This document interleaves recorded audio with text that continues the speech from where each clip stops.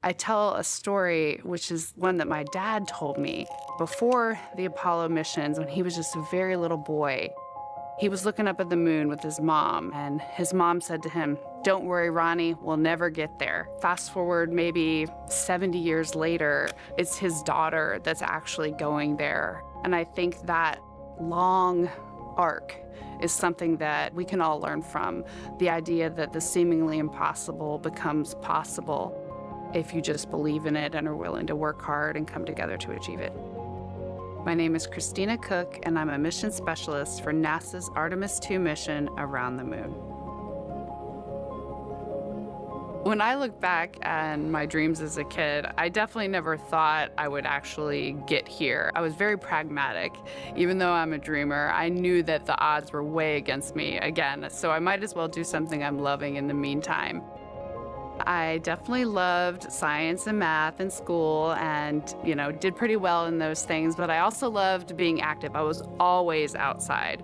I loved things that made me feel small. I loved looking at the night sky, oftentimes between the pine tree branches, or I loved the ocean.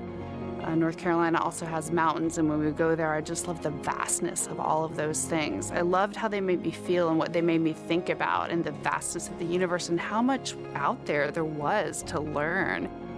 I'm drawn to exploring. I'm drawn to challenges that involve both mental and physical, and I'd much rather be solving problems wearing a whole lot of equipment and in a harsh environment, and that's just something I've carried with me ever since I was a kid. Thinking about the fears or challenges that I've had to overcome, there are just so many. I mean, basically, that has been the journey. I always say to people, do what scares you. And that means I have to follow my own advice. So doing what scares me meant getting on a plane and going to the Antarctic, getting on a plane and going to study abroad in Ghana, applying to become an astronaut, opening the EVA hatch in the airlock and going out of it into the darkness, strapping myself onto a rocket. And so for me, I think that no matter what the challenge, recognizing that if people believe in you and you believe they believe in you, the challenges seem always a little bit easier. To me, the moon, it represents history. It is a witness plate. Everything that's ever happened to the moon is still written on the moon. Every single person has looked at the moon their entire lives. We see the same moon. That's something really special. It's just the epitome of a symbol of something that's in each of our hearts, but that's also represents exploration and reaching.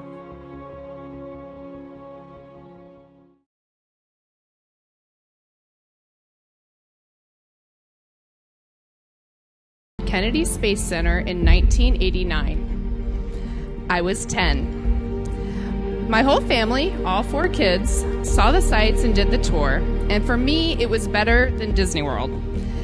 Not just because this was the only place where my parents would actually let me get something from the gift shop.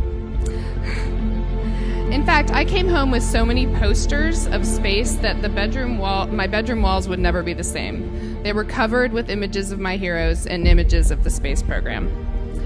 A small town North Carolina girl's dream of becoming an astronaut finally had a face. Fast forward 10 years. Around 2000, when I was told that I would be nominated by North Carolina State University to receive the astronaut scholarship, I was honored beyond measure. I was excited. I was nervous. Eyes light up as she watched her first rocket launch. She was so enthralled with our time here at Kennedy that she actually chose to write about it in a school essay about the experience that most changed. You to put a price on the amount of a scholarship, but you can't put a price on a young woman shaking Sally Ride's hand before she lived at the South Pole, before she developed a detector on its way to Jupiter, before she applied to be an astronaut.